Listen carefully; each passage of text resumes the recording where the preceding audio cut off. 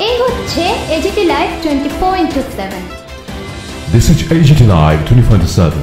এবং অন্তত 8 তারিখ অবধি আমাদের এলাকায় সেই স্কুটিনির সময় খুব সুন্দরভাবে স্কুটিনি চলছিল। শেষের দিকে হঠাৎ করে রাধানগর গ্রাম পঞ্চায়েতের আমাদের ভারতীয় জাতীয় কংগ্রেসের প্রার্থী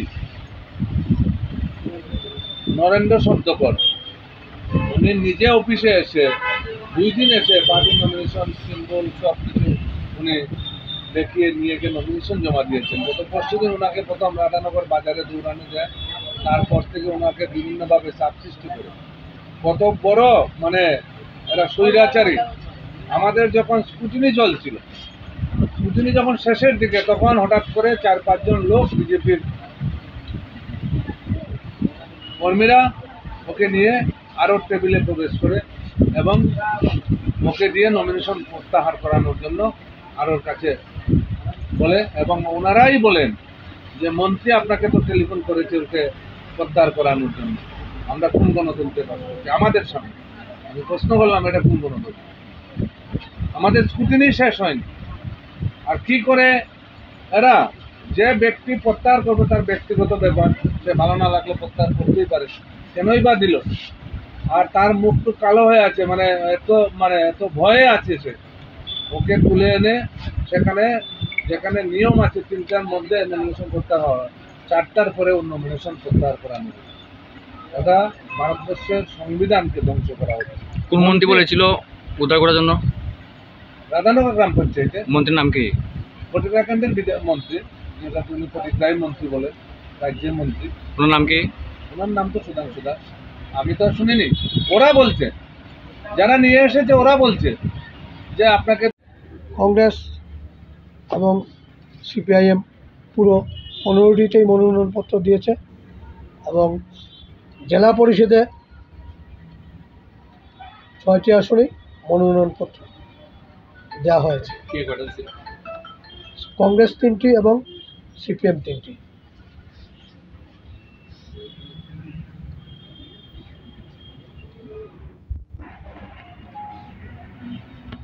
এখন বিস্তারিত টোটাল কতটা দেওয়া হয়েছে, কতটা এই কতটা বুঝতে লাগছে? Total 272 total. আমরা সাংবাদিকদের আজকে ডাকছি এই কারণে, আমরা লক্ষ্য করছি আমরা ইন্ডিয়া জোটের পক্ষ থেকে যে বিষয়টা আমরা উপলব্ধি করি, আমরা 15 তারিখ মিছিল সংগঠিত করে আমরা নমিনেশন সাবমিট করছি। সেই দিন কোনো ধরনের অসুবিধা নেই, আমরা মিথ্যা অভিযোগ কারো বিরুদ্ধে দিতে চাই। কিন্তু 18 তারিখ আমাদের ইন্ডিয়া জোটের যে সমস্ত ক্যান্ডিডেটের নমিনেশনটা আমরা 15 তারিখ দিতে পারি না, আমরা 18 তারিখ নমিনেশনটা দেবো আমরা ঠিক করছি। যথারীতি আমাদের কুমারঘাট ব্লক এলাকার বিভিন্ন গ্রাম পঞ্চায়েত থেকে যারা বাকি ছিল তাদের নমিনেশন পেপার সহ কাগজপত্র নিয়ে তারা কেউ গাড়িতে কেউ অটো করিয়া ব্লকের উদ্দেশ্যে তারা রওনা দিচ্ছে। ফটেগ্রা ব্রিজটা পারানোর পর দেখা গেল আমাদের রাজ্যের মন্ত্রী ওনার ভাই ওনার নেতৃত্বে 15-20 জন যারা সমাজদ্রোহী, বিশেষ করে যারা সেই দিন কাগজপত্রটা কারিয়ে নেওয়া হয়েছে, যাদেরকে আক্রান্ত করা হয়েছে, তাদের কাছ থেকেই আমরা নামগুলি জানছি। গোবিন্দ দেবনাথ, অক্ষাস কর, বিকাশ দত্ত, হিমাংশু দাস মামা দাস সহ অনেকেই, তারা আমাদের যারা ইন্ডিয়া জোটের ক্যান্ডিডেট তাদের কাগজপত্র খারিয়ে রাখতে যাতে নমিনেশনটা দিতে পারে না। এটা হলো 1। 2 নম্বর, সাধারণ মানুষ, সাধারণ জনগণ যারা কুমারঘাটে আইতেছেন বা কুমারঘাটে যাইতেছেন তাদেরকে পর্যন্ত হ্যারাসমেন্ট করা হয়েছে, তাদের কাগজপত্র পর্যন্ত মানে চেক আপ করা হয়েছে, তাদের ব্যাগটা চেক আপ করা হয়েছে, তাদেরকে নামাইয়া হ্যারাসমেন্ট করা হয়েছে। পাশাপাশি আমরা লক্ষ্য করলাম সেখানে কাগজপত্র শুধু নেওয়া হয়েছে এমন না, কংগ্রেসের কর্মী কানু সরকার, যার বাড়ি ইন্দিরা কলোনি, তারে মারপিট করা হয়েছে। এবং আমরা সর্বশেষ এই খবরটা জানার পরে এসপি সাহেবের কাছে আমরা টেলিফোন করি, আমরা এসডিপিওকে জানাই, ওসিকে জানাই, আমরা রিটার্নিং অফিসারকে জানাই। জানানোর পর ওনারা ভূমিকা নিচ্ছেন না, এই কথা কইতাম না, সঙ্গে সঙ্গে ওনারা মোটামুটি ভূমিকা নিচ্ছেন এবং কাগজপত্রগুলি কিছু কিছু উদ্ধার করে আসছেন।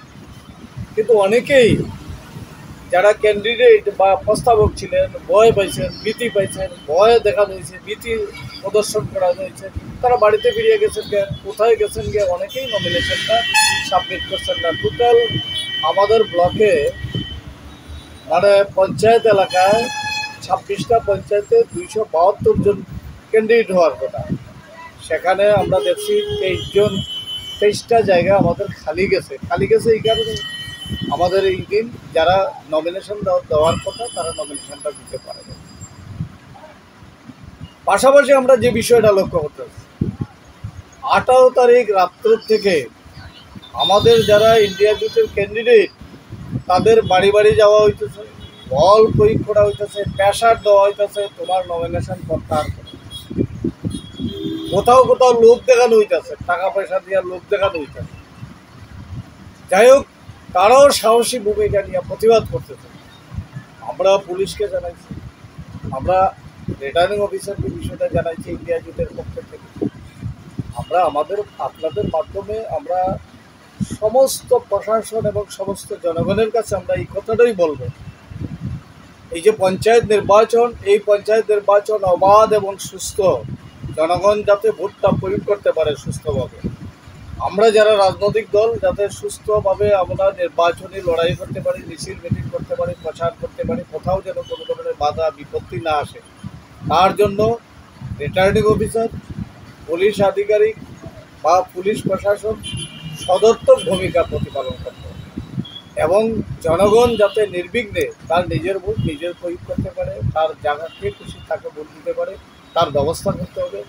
আমাদের বিশ্বাস এই সরকার পক্ষে ভয় পাইতেছে এই কারণেই, বিগত 5 বছর তারা পঞ্চায়েত এলাকায় কোনো কাজ করছে, দুর্নীতি আকাশ ছোঁয়া।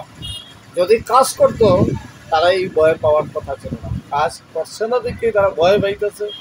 জয় সম্পর্কে তারা ভয় পাইতেছে, পরাজয় নিশ্চিত, যার কারণে ইন্ডিয়া জোট তারা রাত্রেও স্বপ্ন থেকে ভয় পায় যে এরা যেভাবে রুখিয়ে দাঁড়াইতেছে আগামী দিনে জনগণের অধিকারকে সুরক্ষিত করার জন্য তারা সফল হবে। আমাদের বিশ্বাস আমরা সফল হব। মানুষের কাছে আহ্বান রাখবো ইন্ডিয়া জোটের প্রার্থীকে গণতন্ত্র রক্ষার স্বার্থে এবং রাজ্যের উন্নয়নের স্বার্থে, রাজ্যকে রক্ষা করার স্বার্থে আপনারা ভোট দিন, এই আহ্বান আপনারা। ধন্যবাদ। আজকে আমাদের যে সাংবাদিক সম্মেলন, সেই সাংবাদিক সম্মেলনে ইন্ডিয়া গঠবন্ধনের পক্ষ থেকে আপনাদেরকে স্বাগত।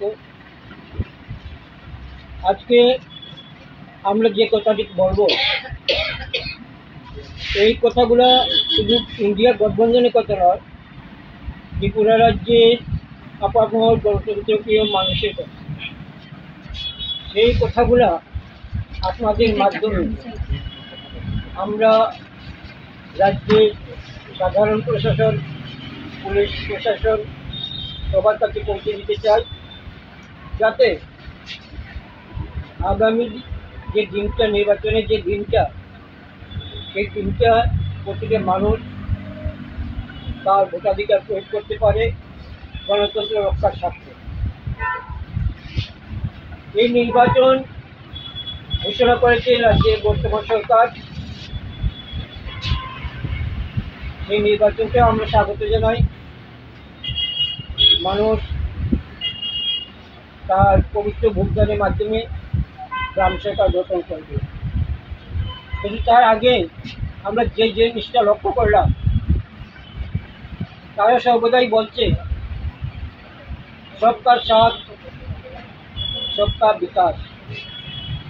आपका साथ आपका विकास তার কোনো লক্ষণই কিন্তু আমরা এই নির্বাচনে দেখতে পারি না। আপনারা সাংবাদিক বন্ধুরা যারা রয়েছেন, ত্রিপুরা রাজ্যের প্রতিটা প্রান্তের সাথে আপনাদের নিবিড় যোগাযোগ রয়েছে।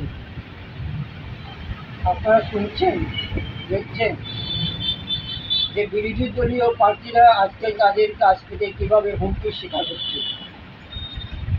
রাত্রেও নেশায় ওনারা বাধা সৃষ্টি করছেন, ভয় প্রদর্শন করছেন, এসব চলছে নিবিড়ভাবে। আমরা গতকালকে লক্ষ্য করলাম আমাদের প্রতিক্রিয়া গ্রাম পঞ্চায়েতে 2 নম্বর ওয়ার্ডে ইন্ডিয়া গঠবন্ধনের আইএনসি প্রার্থী কমলেন্দু দাস ওনার বাসাতে বিরাট একটি ট্রেন দিয়েছেন, তাকে নমিনেশন প্রত্যাহারে চাপ করছিল। বললাম সেখানে আমাদের মুখ্যমন্ত্রী দেওয়ার জন্য নাকি উপস্থিত ছিলেন এবং 2 নম্বর ওয়ার্ডেরই আমাদের এক কর্মী কানু সরকার গত 18 তারিখ নমিনেশন দেওয়ার উদ্দেশ্যে যখন পত্রিকাতে তোমাকে আসছিল, তাকে পত্রিকার মনোযোগ বিজয়ী করে বিজেপি আশ্রিত বেশ কয়েকজন দুষ্কৃতিকারী প্রচণ্ডভাবে মারধর করে এবং প্রতিটা থানার পুলিশ প্রশাসনের স্বয়ং ওসি সাহেব ওনাকে প্রতিটার প্রাথমিক স্বাস্থ্য কেন্দ্রে নিয়ে চিকিৎসা করিয়ে তারপর বাড়ি পৌঁছে দেওয়ার ব্যবস্থা করেন। আমরা গতকালকে ভারতের জাতীয় কংগ্রেসের পক্ষ থেকে আমি এবং কানু সরকার আমরা দুজনে গিয়ে একটা দাখিল করেছি। পাশাপাশি 3 নম্বর ওয়ার্ডের সুধাংশু দাস আমাদের আরেক প্রস্তাবক, তার সমস্ত প্রয়োজনীয় কাগজ যেমন SC certificate, Aadhaar card, voter I card চিনিয়ে গেছে। এটার এখন পর্যন্ত কোনো হদিশ আমরা পাইনি। গতকালকে আমরা ওসির সাথে যোগাযোগ করেছি এবং জিডি এন্ট্রি করার পরামর্শ উনি দিয়েছেন, আমরা জিডি এন্ট্রি করেছি। এইটুকু জানি না পরবর্তী সময় তখন এগুলো আপনারা করতে পারবেন। একটা জিনিস বললেন যে গত কিছুদিন আগে আপনাদের প্রার্থী আক্রান্ত হয়েছেন, এ ব্যাপারে আপনারা কয়েকজনের বিরুদ্ধে মামলা করছেন, কার কার বিরুদ্ধে মামলা করছেন? নিশ্চয় আমাদের কাছে যে 2টি নাম এসেছে, একটা হয়েছে জন্টু মালাকার রাধানগরের, আরেকটা হয়েছে মিষ্টু দেব।